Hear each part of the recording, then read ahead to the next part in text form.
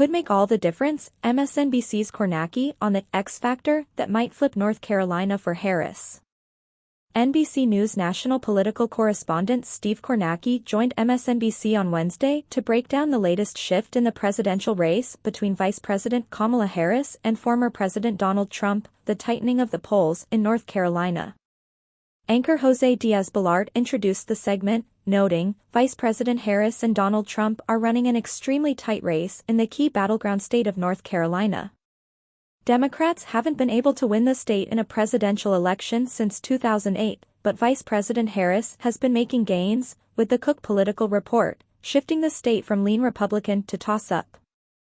NBC's Steve Kornacki joins us now from the big board to help us all understand what this change is. Steve, Diaz-Balart added before introducing Kornacki. Yeah, it's interesting here because there was a lot of skepticism. I think Democrats have talked earlier about making North Carolina a battleground. Now, the other battleground states we always talk about all had voted for Joe Biden in 2020. This is one that went for Donald Trump. So I think that's where some of the skepticism came from, because Trump had improved his polling performance nationally. So the sense was the action would be in those states that had been Democratic in 2020 that Trump was trying to flip. Here's one that Democrats are trying to flip, Kornacki began, adding.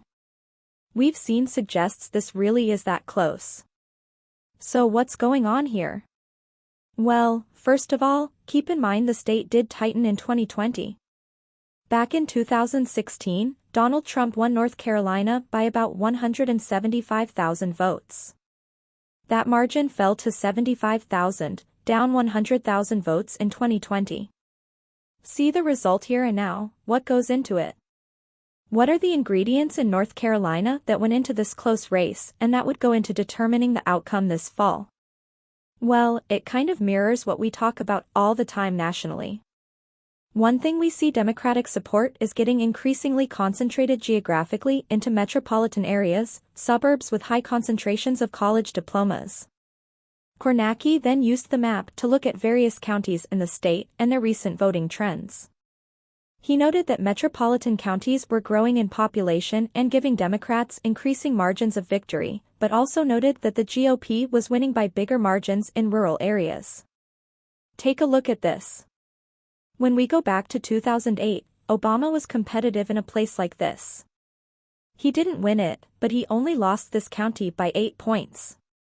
Then you go to 2020 and Democrats are losing it by more than 25 points.